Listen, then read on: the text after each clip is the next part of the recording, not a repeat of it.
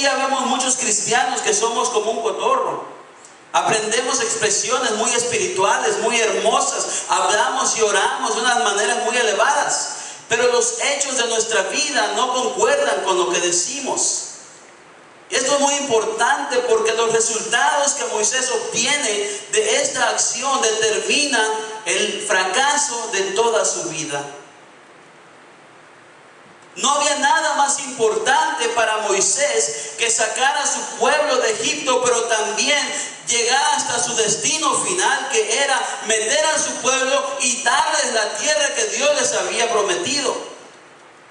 Sin embargo, Moisés, por una desobediencia, pierde la oportunidad de ser la persona que Dios había puesto. ¿Qué dice más adelante? El versículo 10. Y reunieron Moisés y Aarón a la congregación delante de la peña y les dijo: oíd ahora, rebeldes. ¿Qué miramos en esta expresión? Miramos una expresión de orgullo, de autosuficiencia, una expresión que para nada reflejaba la voluntad de Dios. Dios les había ordenado que le hablaran a la piedra, que la piedra iba a dar su agua y Él iba a bendecir a su pueblo. Dios no le había dado en ningún momento a Moisés la encomienda de apedrear al pueblo ni de golpearlo. Su misión era glorificar a Dios.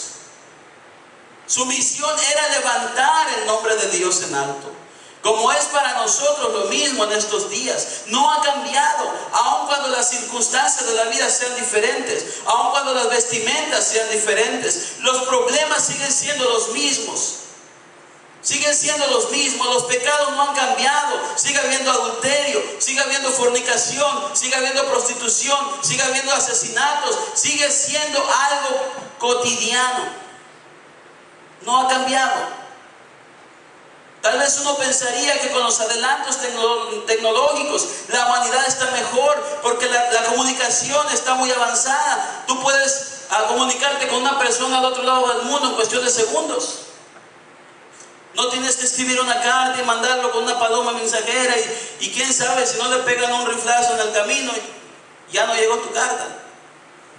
No tienes que agarrar una manta y poner ahí una fogata y levantar ahí para que mandara una señal de humo, a ver si la miran, ¿verdad?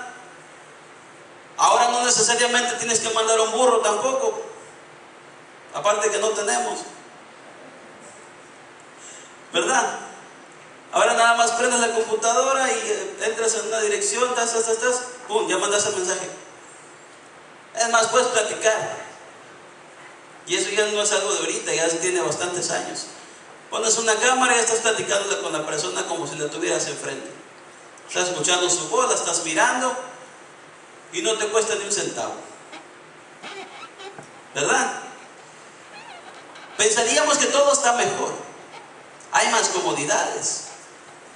Ahora tenemos un aparatito que nos despierta en la mañana, ¿verdad?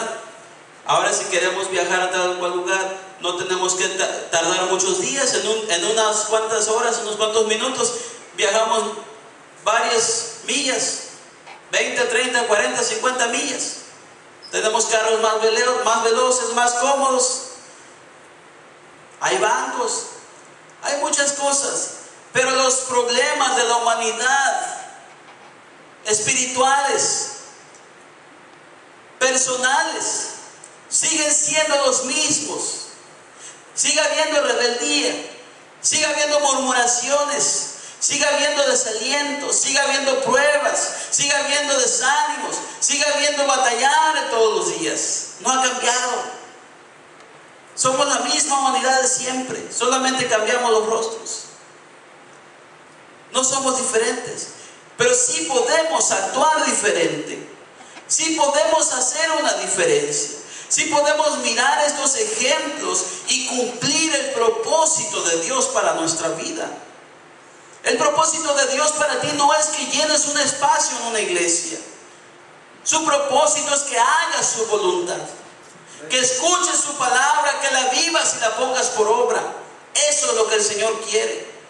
No es solamente predicar, no es solamente cantar, eso solamente son las añadiduras. Lo importante obedecer la voz de Dios.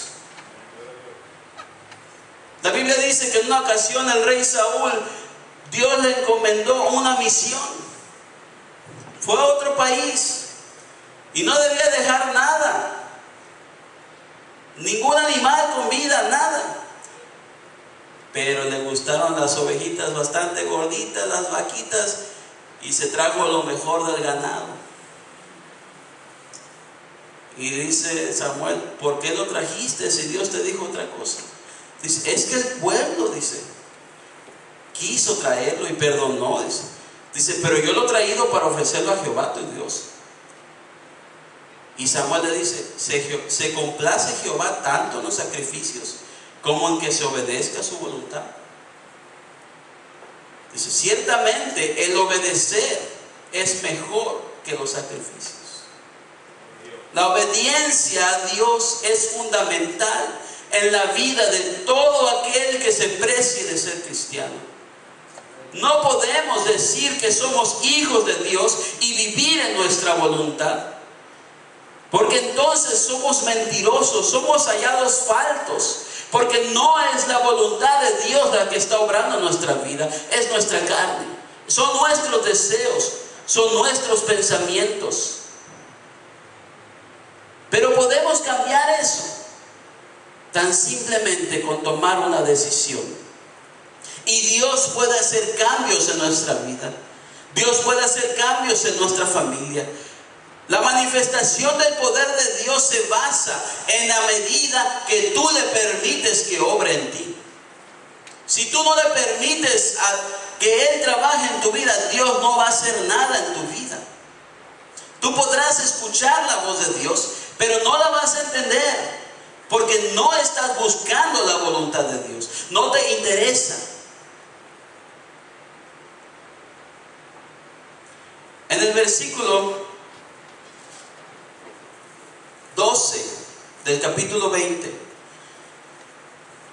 y Jehová dijo a Moisés y a Aarón, por cuanto no creísteis en mí para santificarme delante de los hijos de Israel, por tanto no meteréis esta congregación en la tierra que les he dado. Qué triste sería que nosotros, habiendo batallado tanto en toda nuestra vida, nuestro destino fuera el que menos esperamos o el que menos deseamos. Solamente hay dos destinos en esta vida. El infierno no se encuentra en la tierra, como dicen muchos, porque la palabra de Dios dice que en el infierno van a ser lanzados el diablo y sus ángeles, y dice que el fuego de ahí no se apaga jamás. Está hablando de un lugar físico, no está hablando de sufrimientos terrenales. Independientemente de que lo creamos o no, ahí existe.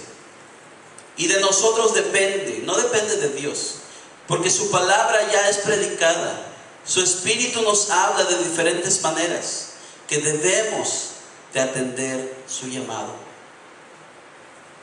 Déjese de que si el hermano fulano no es hermano, que si es un hipócrita, que eso no importa. Lo que importa es lo que Dios ha determinado que va a ocurrir. Usted podrá mirar miles o cientos de personas que profesan ser cristianos y no lo son, pero ellos no son Dios. Los pecados del hermano no significa que Dios no exista. El que el hermano se equivoque y no tenga un buen testimonio no significa que Dios dejó de obrar, que Dios va a dejar de cumplir su palabra. Él sigue cumpliendo su voluntad. ¿Cuántos van a dejar cumplir su voluntad en su vida? Amén. Gloria a Dios. Ya los dormí.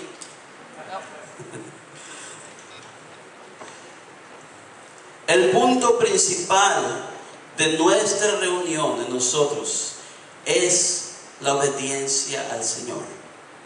Nosotros no somos un grupo religioso, o no somos un grupo religioso cualquiera. Muchos dicen, bueno, pues ¿quién tiene la verdad? La verdad es Cristo. Y si tú tienes a Cristo, tú tienes la verdad en tu vida. Porque Jesucristo dijo, yo soy el camino, la verdad y la vida. Y nadie viene al Padre si no es por mí. No dijo, si nadie viene al Padre si no es por la iglesia, luz admirable. ¿O hay alguna parte de la Biblia que diga